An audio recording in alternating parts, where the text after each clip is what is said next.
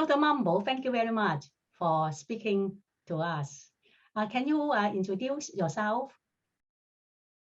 My name's Esther Mombo, and I come from Kenya. I teach at St. Paul's University, where I have served as an administrator. I teach courses in history and theology from the women's perspectives. I was not born and brought up in an Anglican home, but I was brought up in a Quaker home, evangelical Quakers who came from the US in 1900. And my grandmother was among the first women in the community to join the Quaker movement. She was the first theologian I knew and the first feminist. She may not have used these words for herself, but the way she taught the Bible stories to me, the way she discussed issues around culture and women particularly, was very inspiring. In fact, I thought she understood the challenges of women in the village and the way her home became a shelter for some of the women that were being violated in the community. She worked for social justice. She visited women in prison and listened to their narratives and shared those narratives with us as grandchildren.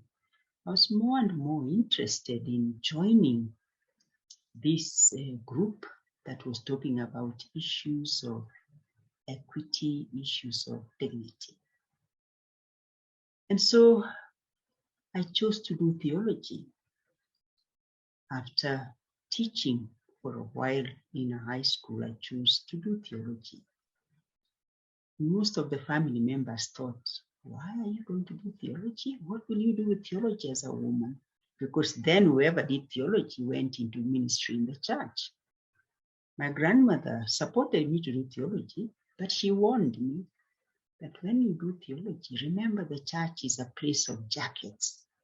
And that is the way she talked about patriarchy in the church.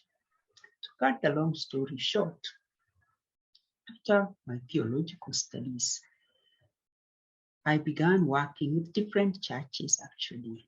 And the last church I worked with was the Anglican Church, and that is how I entered into the tradition. So I wouldn't consider myself like a born-bred Anglican. I would consider myself as one who lives within two traditions, but I've worked with Anglicans for a longer time, and also do work with Quakers in many of their meetings to keep together my two sides, my family side and my own side after studying theology. Can you share with us how do you understand Anglican identity, given that the Anglican communion is so diverse? When I think of the Anglican identity, I think of the local identity and the international identity. Sometimes the identity of the communion is far away, even though one believes that you belong to this wide communion. But locally, when I think of the Anglican identity, I think of the ways in which the Anglican Church is structured. So I think of its hierarchy, I think of its liturgy, and I think of its tradition and practice within the society. Within my own context, it is one of those churches that has been engaged a lot with issues around education and issues of justice. So its identity is one of those traditions that is being at the forefront of talking about dignity, so that through the worship, through the practices, and through the theology, one understands how their tradition, which is historical, they have a long history in our country. So that is the positive side of this Anglican.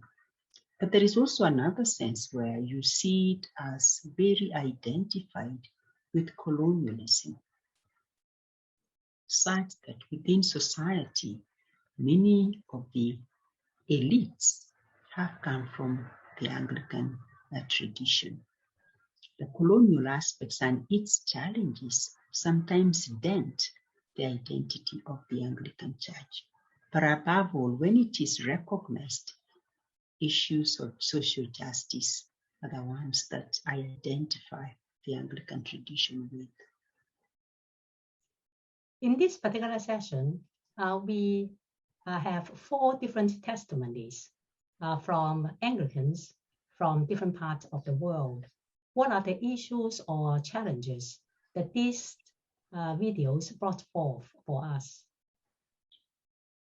The positive aspect is the idea that there is an interconnectedness, that if you go to one part of the world and meet Anglicans, you can easily follow the liturgy, for example. So you can participate in the liturgy anywhere else you are because the structure is the same.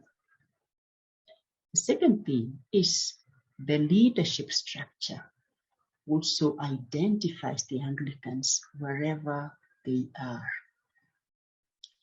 The colonial heritage also is one way of connectedness.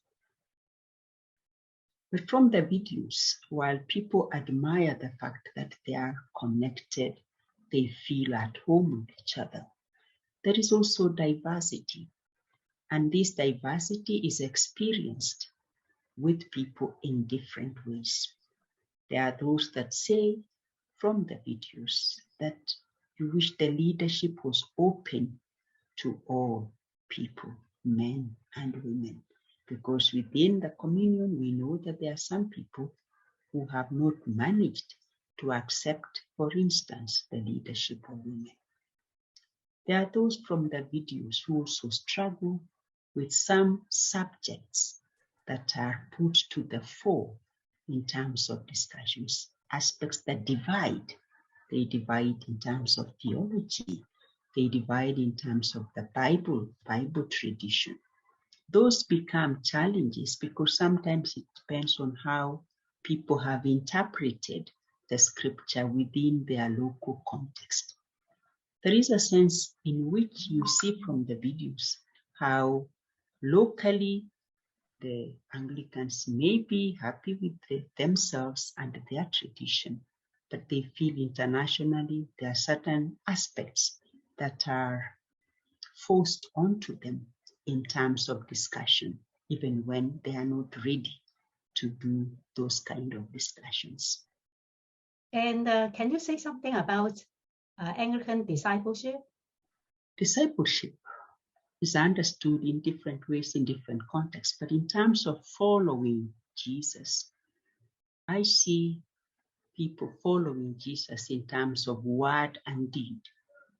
And in the Anglican tradition, in the context where I am, I see discipleship really being exhibited by the women, especially the members of the Mothers' Union. That for them, following Jesus is attending to the needs of those that are vulnerable in the society. So they speak about the love of God as followers of Jesus, but they engage in the ministries that Jesus was engaged in, the ministries of healing, the ministries of accompanying those that are vulnerable, the ministries of providing for children, especially orphaned children.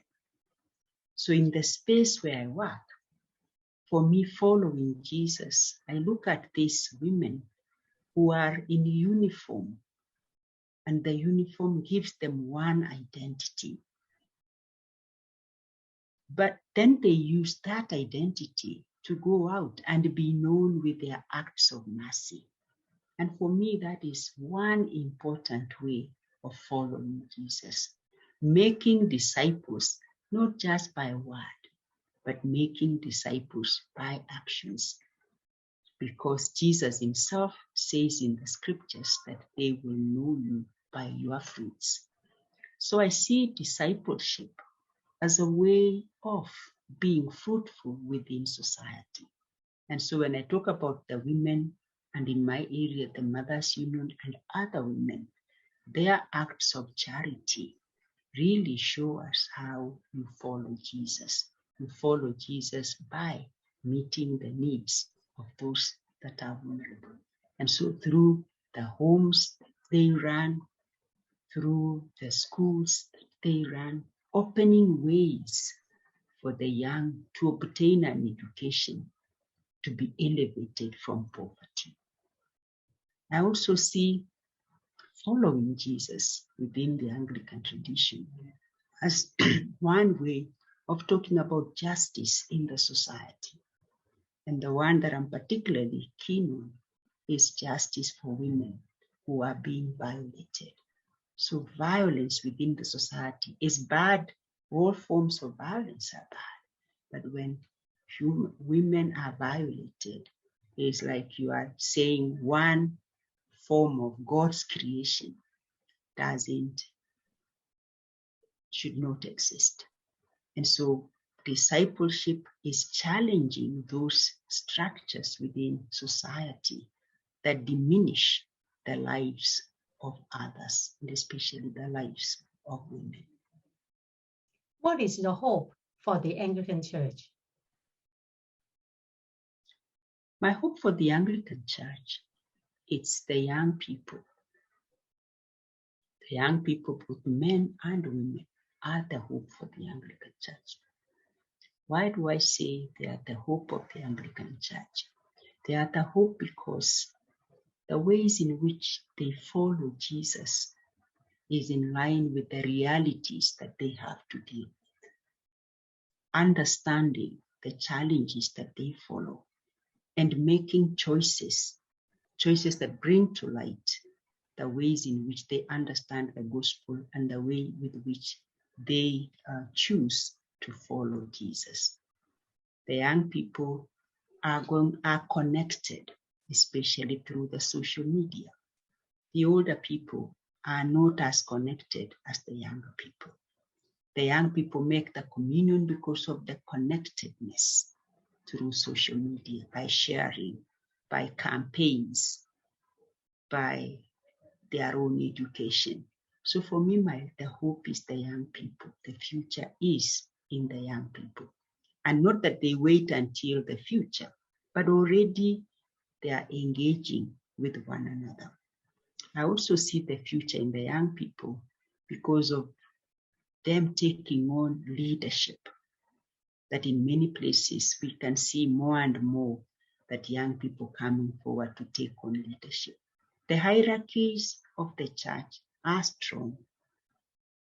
They bar young people, but I see that more and more young people going into theological education and seeking positions of leadership within the church. For me, that is the hope of the church. What are some of the gifts that you have received from the Anglican Church as a scholar, as a church leader, and also a very outspoken advocate for women? I have been empowered by the Anglican tradition because it has given me space to speak. Secondly, it's been a space that I have been connected with other sisters so that the issues of justice that I have raised, I haven't felt alone. The fact that I have sisters throughout the communion who understand and speak similar language of social justice, that is a gift. I have been gifted by the ways in which the Bible has been read. It's been a space to look at the Bible, both as a colonial text, but at the same time as a text that challenges colonialism. The Anglican tradition has exposed me to ways of interpreting challenges within the world in view of bringing liberation and restoration. The Anglican Church has exposed me to an international community of scholars that I've been able to share with. The Anglican Church has given us opportunity to raise the young people. I'm reminded of the young women that Puilan and Jenny Tepa. We brought together the young people in preparing them for taking on leadership, and I see them engaging with the work of the church, and I do hope that that is what we pass on. And the Anglican Church gave us the platform to witness and to raise younger generation to take over. You talk about working with other Christian denominations and organizations. Why is it important to work ecumenically? It is important to work ecumenically because we belong to one church. We are one body.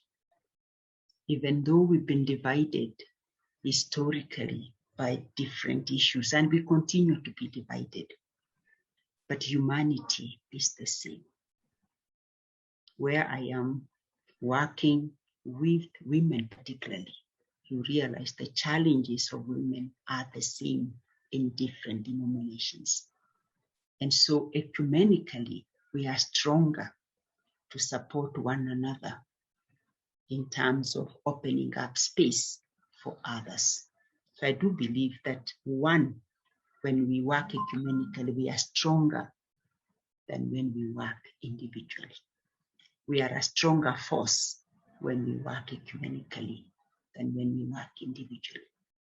If we study ecumenically, even though you have your own tradition, but you understand the other tradition, and you serve a society that is not divided in traditions, you serve a society with mixed people. So it is important that you understand the others and why they do what they do and the way they do it. And you are able to be a witness with them and to them.